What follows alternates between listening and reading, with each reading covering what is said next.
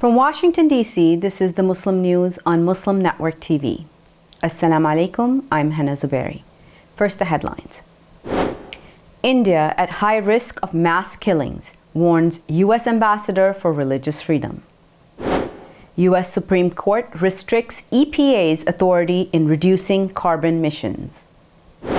Floods displaced 3 million people in northeastern Bangladesh. Muslim Americans to celebrate Eid Al-Adha on July 9th this year. Tunisians make generator that produces drinking water from thin air. Winning hearts and minds through famed Kashmiri cuisine. Our top story tonight. On Thursday, the U.S. Ambassador at Large for International Religious Freedom, Rashad Hussain, warned that the risk of mass killings in India is the second highest in the world. Hussain listed a set of ingredients threatening the rights of religious minorities in the country. The U.S. is speaking directly to India about these concerns, he said. Hussain was speaking at the congressional hearing of the Tom Lantos Human Rights Commission and on a panel about religious freedom in India. The ambassador said that the early warning project at the Holocaust Museum designated India as number 2 amongst countries at risk of mass killings. India has previously rejected the State Department's report on religious freedom, calling comments by officials ill-informed. Several Indian Muslim organizations are denouncing the murder of a Hindu tailor by 2 Muslims in Udaipur. Jamiyat-e-Ulema-e-Hind General Secretary Maulana Hakimuddin Qasmi said that the killings cannot be justified in any way. He said it's against the law of the land and our religion. The All India Muslim Personal Law Board condemned people taking the law into their own hands, calling it regrettable and un-Islamic. The motivations for the killing is believed to be to avenge derogatory statements about Prophet Muhammad, which has sparked controversy in India. The deceased has posted on social media supporting the ruling BJP's spokesperson Nupur Sharma's controversial comments about the Prophet in May. A video shows 2 men killing the tailor as they blame the Indian Prime Minister Narendra Modi for incitement, the Washington Post reports. The killing has sparked rallies by Hindu extremists threatening retaliation against Muslims. 5 people were killed in protests on Thursday demanding a return to civilian rule after a military takeover in Sudan, a local medical group says. Security forces used violence against protesters in Omdurman, the Central Committee of Sudanese Doctors said. Dozens of demonstrators were also injured, the group said. Authorities cut internet and communication services ahead of demonstrations. Thousands of protesters gathered near the presidential palace in the nation's capital, Khartoum, according to witnesses. The protests marked the anniversary of a 1989 coup that toppled the last elected civilian government, ushering in the 3-decade rule of former President Omar al-Bashir. Devastating monsoon floods in the northeastern Sylhet region of Bangladesh continue to wreak havoc, killing 92 people and displacing nearly 3 million. The situation is still precarious, local authorities said Thursday. The flood has destroyed more than 40,000 houses, Assistant Commissioner of Sylhet, Ahsanul Alam said.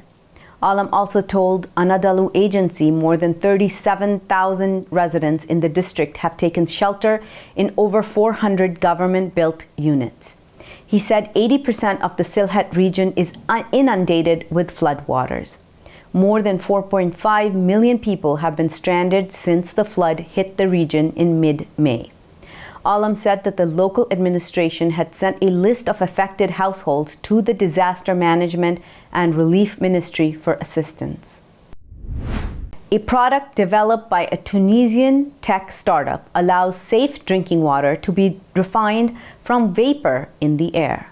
Cumulus designed and produced the device that can produce 20 to 30 liters of healthy drinking water per day.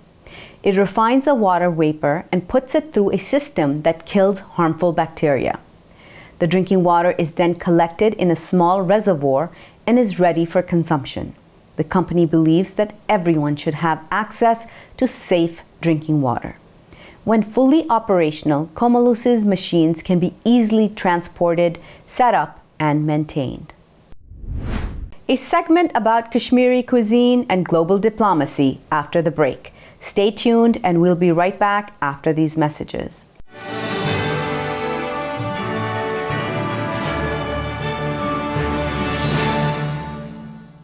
Sound Vision has a summer plan for your kids. Keep them busy and having fun. With creative teaching methods, songs, stories, art projects, and more. Amazing teachers and role models. Lessons that build love for Allah. Positive identity as a Muslim. Summer fun has just begun. Learn about animals in the Quran. Arabic vocabulary. Beautiful names of Allah. Science in the Quran. Visit distant Muslim lands. Learn fun facts about the country, the people, and how to cook special dishes, all from the safety and convenience of your home. Visit academy.adamsworld.org for more details. Hurry, classes start on July 4th. If I could be you, and you could be me for just 1 hour. If we could find a way to get inside each other's minds. Walk a mile in my shoes. Walk a mile in my shoes. Well, before you abuse, criticize, and accuse. Walk a mile in my shoes. There are 16 million children struggling with hunger in America. That's 1 in 5 daughters, sons, neighbors, and classmates who don't know where their next meal is coming from. Yet billions of pounds of good food go to waste every year. It's time we do something about it. Feeding America is a nationwide network of food banks that helps provide meals to millions of kids and families in need. Visit feedingamerica.org to help them feed even more. Together, we can solve hunger. Together, we're feeding America. Mr. Speaker, if I decide to wear a turban, or you decide to wear a cross, or he decides to wear a kippah or a skull cap, or she decides to wear a hijab or a burqa, does that mean that it is open season for right honourable members of this House to make derogatory and divisive remarks about our appearance? For those of us who from a young age have had to endure and face up to being called names such as Towelhead or Taliban, or coming from Bongo land, we can appreciate full well the hurt and pain felt by already vulnerable Muslim women when they are described as looking like bank robbers and letterboxes. So rather than hide behind sham and whitewash investigations, when will the Prime Minister finally apologise for his derogatory and racist remarks,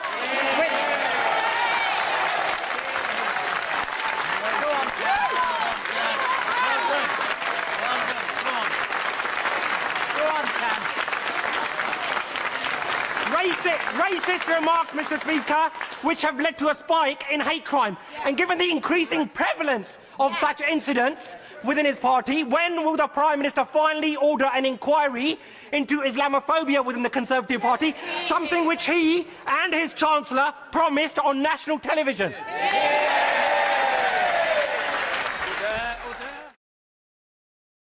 Despite the development of a COVID-19 vaccine, millions around the world will not have access. We need a vaccine that's free and available to everyone, everywhere. It's time for a people's vaccine. To stop this genocide, we need your help.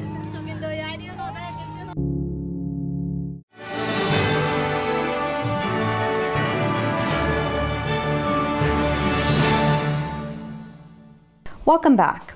The famed cuisine of scenic Kashmir Valley, called Wazwan, is believed to have also turned political tables and upset global diplomacy over the past 70 years.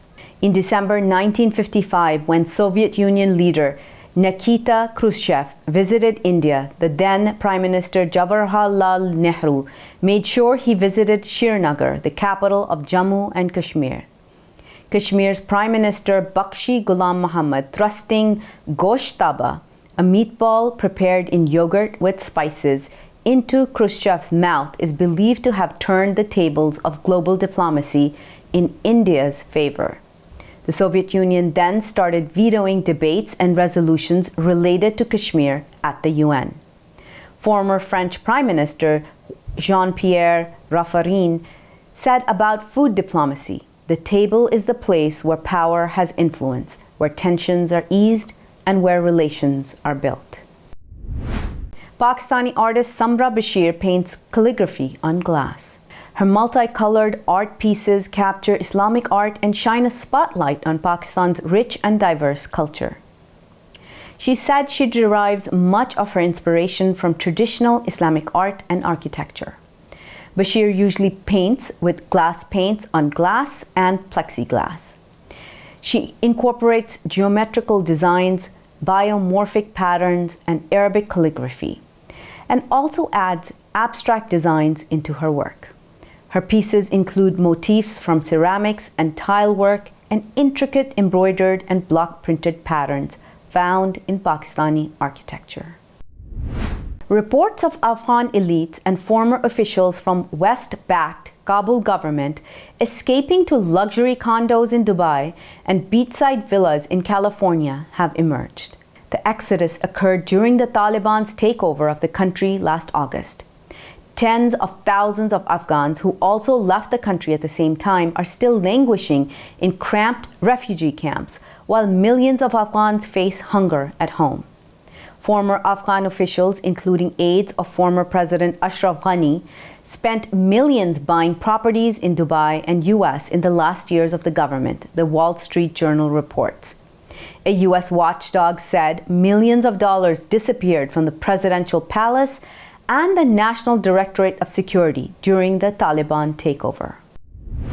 Fox News' support of former President Donald Trump's baseless claims of election fraud seem to be waning after more than a year of promoting the idea. The shift comes as the January 6th committee hearings reveal increasingly damning evidence of Trump's complicity in the U.S. Capitol riot.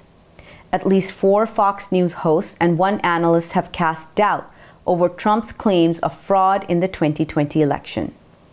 Some of its hosts have also questioned Trump's mental fitness, suggesting he cannot be trusted to lead in 2024. Last month, Fox News' guest host Sandra Smith, a skeptic of Trump's claims, had a heated exchange with Republican Representative Mo Brooks of Alabama. They disagreed over the former president's failure to prove legally that he won in any of the states he lost. On Thursday, the U.S. Supreme Court restricted the Environmental Protection Agency's authority to reduce carbon emissions and set climate standards for power plants. The court said Congress alone has the power to decide how American consumers would get their energy. Congress has the authority to set standards on greenhouse gas emissions for power plants, the court said. The EPA's authority was based on a rule issued in 2015 during former President Barack Obama's administration. It said that the best system of emission reduction for existing coal-fired power plants is requiring them to reduce production of electricity. The EPA could also subsidize increased electricity generation by natural gas, wind, or solar sources, according to the top court. Muslims in the United States will celebrate Eid Al-Adha on July 9th, according to various Islamic groups. Eid Al-Adha, the celebration marking the end of Hajj pilgrimage to Mecca, is observed by 1.8 billion Muslims worldwide. Preparations are underway for the annual festivity, often referred to as the Big Eid. Eid al-Adha is considered more significant in comparison to Eid al-Fitr, which occurs about 2 months earlier, following the holy month of Ramadan. Hajj is one of the 5 pillars of Islam and obligatory for those who are able financially and physically to complete it at least once in their lifetime. Coming up next after the break is our in-depth analysis segment on the EPA. So stay tuned and we'll be right back after these messages.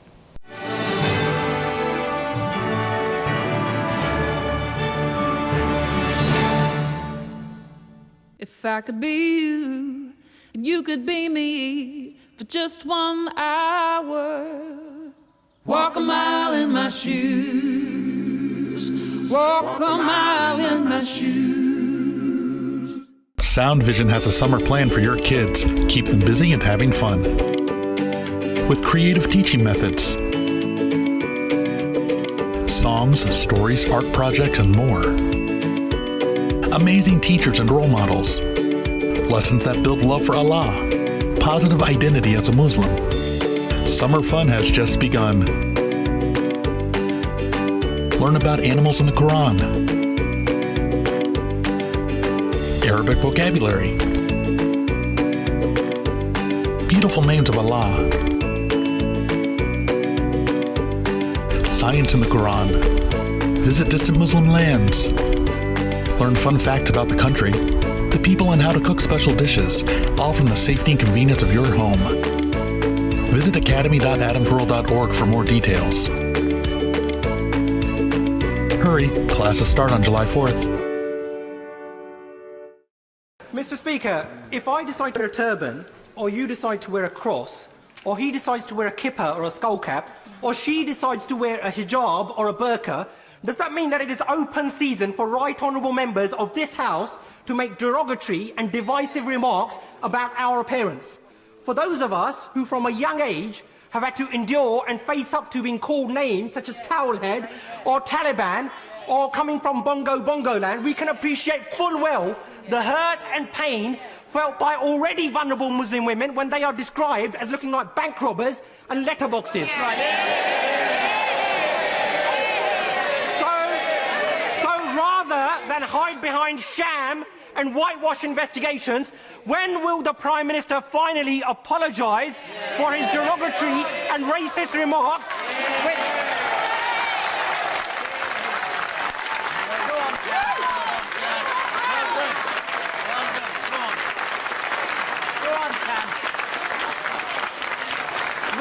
Racist remarks, Mr. Speaker, which have led to a spike in hate crime. And given the increasing prevalence of such incidents within his party, when will the Prime Minister finally order an inquiry into Islamophobia within the Conservative Party, something which he and his Chancellor promised on national television?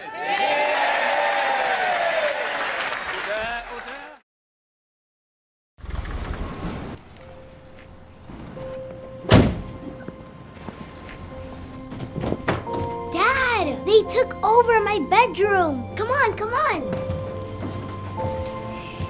Okay, Dad. 1, 2, 3.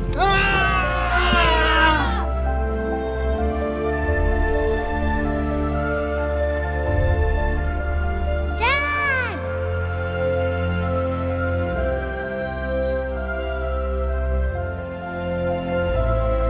You saved me. Dad? Are you okay? I'm fine, dear.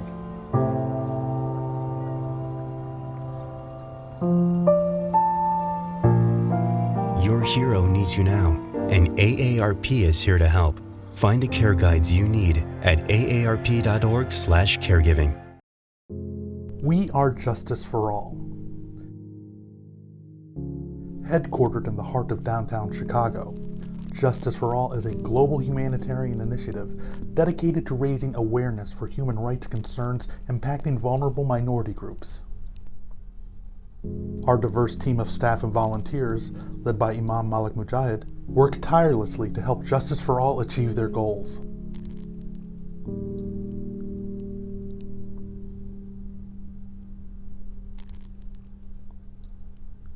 We promote policies that protect religious freedom, address the root causes of mass displacement, and recognize the plight of refugees and forced migrants. Together, we can continue to stand up for justice. Justice for all.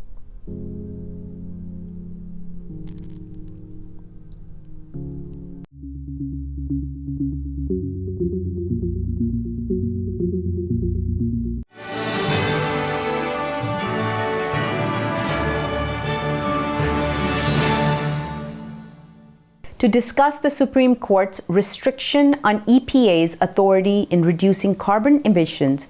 Let's go to Imam Abdul Malik Mujahid. Over to you, Imam Mujahid. Thank you, Hena.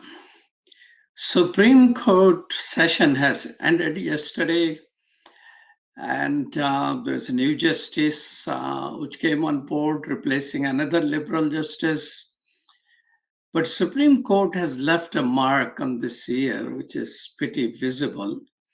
One of their last decisions is about the environment. To discuss that with us is Dr. Fadhel Kaboub. Welcome to Muslim Network TV. Assalamu alaikum. Alaikum salam. Thanks for having me back on the show. Dr. Kaboub is Associate Professor of Economics as well as President of Global Institute of Sustainable Prosperity. Do you think Supreme Court decision contributes to sustainable prosperity? Not at all, unfortunately. So the decision we're talking about today is the Supreme Court essentially ruling in a case that was brought to the court by the state of West Virginia and other states that are major producers of fossil fuels, coal in particular, against the EPA, the Environmental Protection Agency, essentially saying that the Clean Air Act, when it was passed and when it was introduced, it wasn't specific enough, and it gave the EPA administrators, that is the bureaucrats in the EPA and the scientists and the experts in the field, they gave them too much power to decide what are the thresholds for pollution that should be set and enforced on the private sector, the major emitters of CO2 emissions, including power plants and so on, power plants that use fossil fuels. And during the Obama administration, there was a little bit of tightening of environmental regulations in terms of CO2 emissions. And that was what prompted the state of West Virginia and other states to join in and to bring this case to court. And essentially, the Supreme Court said the lawmakers, that is Congress, didn't give enough specificity when it passed the Clean Air Act and allowed unelected bureaucrats and technicians and scientists, essentially in the EPA, to overreach in determining what the standards should be. So in a way, this is we have multiple failures in the system here and multiple crises that we're dealing with. Number one, we're dealing with the constitutional crisis, with everything that's happening in the Supreme Court and the politicization of the Supreme Court decisions and processes. Number two, we have an environmental crisis whereby lawmakers, Congress, is abdicating its responsibility to codify and to specify how much pollution we're allowed to emit and how we're going to decarbonize the system. And number three, it's really a crisis of vision. I mean, in terms of how do we decarbonize the system in a just and fair way to citizens in West Virginia? How do we do it in a way that creates new jobs, new industry? So regulating and banning certain emissions without providing resources for a just transition and underwriting the cost of the transition is basically setting up the system for failure. And this is done obviously at the United States level, but here we're talking about a global problem that many other countries will have to deal with in similar ways. But today's discussion about this Supreme Court ruling is just the tip of the iceberg in terms of the challenges that we have to address on the legal front and on the political front and on the environmental front. So Supreme Court has essentially said that the politicians, not the scientists, should make a decision in this regard. Well, by politicians, we mean elected lawmakers. In a democracy, we have 535 people we send to Washington, D.C. Those are the people we call the lawmakers. They create the laws of the land. So it's by design a political process. But those lawmakers are supposed to engage in conversations with scientists and experts on what's best for the country, what's best for the environment, and what's best for workers. And unfortunately, those are the processes that have been hijacked by corporations and especially in the last couple of decades. And now we live the consequences of the neglect that we've gone through over the years. And the Supreme Court right now, with the 6-3 composition dominated by conservative judges, essentially, this is just the, as I said, the tip of the iceberg in terms of the challenges that we face. And to contrast this with what's happening at the international level on a global scale, today is July 1st, which is the 20th anniversary of the International Criminal Court, which was set up 20 years ago today. And the International Criminal Court, in celebrating its 20th anniversary today with the conference at The Hague, had a discussion about the future of the court and major challenges facing the world, and what the court, the International Criminal Court, should be looking at moving forward in terms of codifying crimes against humanity. And one of the items on the agenda was ecocide, which is essentially the equivalent of genocide against ecosystems, against the environment. And there's increasingly a number of states and movements around the world calling on governments, calling on international institutions, calling on the International Criminal Court to put in place regulations that will actually deal with the criminal activity that we're undergoing right now. Because when it comes to climate change, when it comes to what are the underlying forces that are actually intensifying climate change and intensifying the challenge for us, it's activity by corporations, including power plants that use fossil fuels to destroy the environment in the name of economic development, in the name of job creation, in the name of quote unquote economic growth. And essentially this movement in the International Criminal Court is saying, well, maybe we should rethink what corporations have been doing to the planet and as a result to us, to humanity, and banning these activities and addressing them the same way we address crimes against humanity, the same way we address genocides on a global scale. So the Supreme Court in the United States is not really up to speed when it comes to what's happening around the world and how we're supposed to be dealing with these issues. Well, International Criminal Court has not been that great in terms of dealing with the crimes against humanity. I hope they will do a better job in this. But tell me, can President Obama, through executive order, reinstate some of the things which needs to be done? Because he's an elected leader, just like the Congress. So President Biden today obviously has executive power, but the challenge is that executive orders can be reversed by the next president. So these are and things can be challenged also in court. And if they go all the way to the Supreme Court, we're back to square one.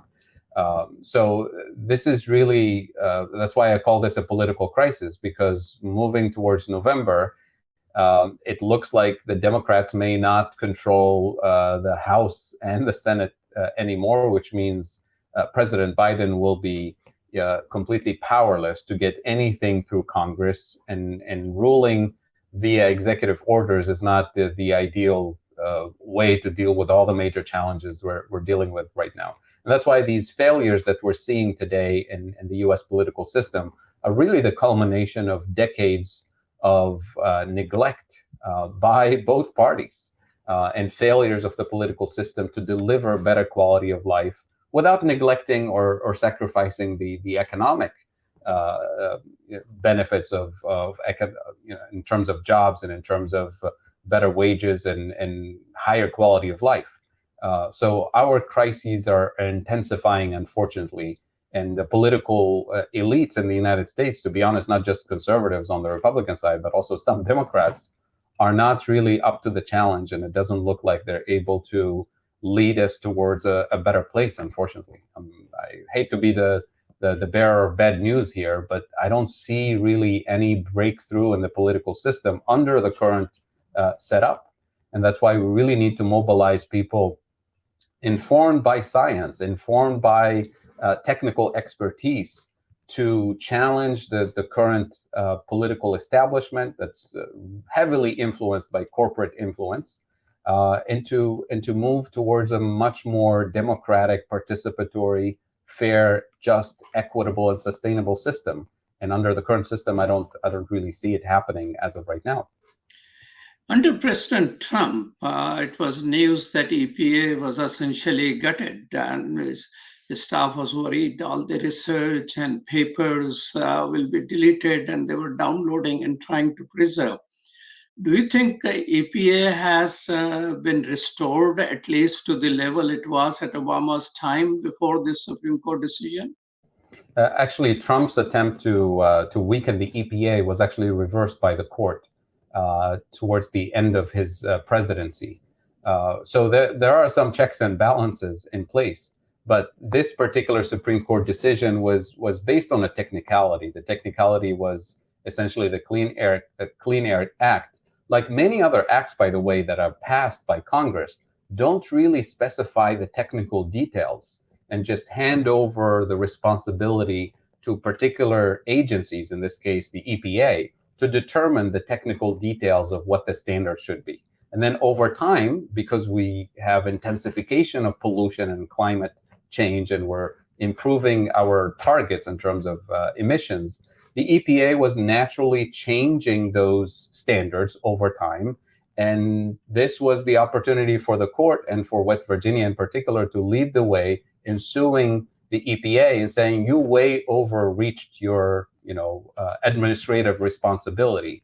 And this is the responsibility of lawmakers, not the EPA administrators and elected officials to determine these standards. So it's a technicality, but it's a kind of a tip of the iceberg in terms of broad failures that have accumulated over time. Because, since we passed the Clean Air Act decades ago, there were many, many opportunities over the years to codify these technical details about emission standards. And there were many, many opportunities for states and for the federal government in particular to invest in building the alternative clean energy infrastructure that would make this particular debate essentially irrelevant. If we have an alternative energy system in place today, or at least plans to introduce alternative energy systems in place, and fair plans to transition workers from the fossil fuel industry today into comparable jobs with decent wages, decent benefits, retirements at comparable pay rates and retirement benefits, workers will transition immediately. The problem is that workers themselves are resisting the transition because they don't want to give up their union jobs. They don't want to give up their six-figure salaries. They don't want to give up their pension benefits, their healthcare benefits that they fought for decades, and transition into a renewable energy industry that pays lower wages, that doesn't have the same benefits in terms of pensions or healthcare or union benefits. So this is where the responsibility of the federal government is to step in and actually underwrite the full cost of the transition to protect workers and their health and their pensions. That is the missing piece. We have a federal government that's willing to set emission standards, but not actually put money on the table to help workers transition with skills and training and underwriting the cost of the transition. So part of the blame here is really on the federal government for setting standards, but also turning a blind eye on the real economic issues in an attempt essentially to throw those workers under the bus, letting them compete for these new jobs. And that's why workers are not on board with this transition, because they know that there is no just transition for them under the current plans. Well, thank you so much, Dr. Fadhel Kaboub, for your time. Appreciate it. Thank you for the opportunity. Back to you, Hena. Thank you so much, Imam Mujahid. That's all from our Washington studios tonight. Thank you for tuning in. You can find previous episodes and more on our YouTube or Facebook. For more content, keep watching Muslim Network TV or visit muslimnetwork.tv. Assalamu alaikum and good night.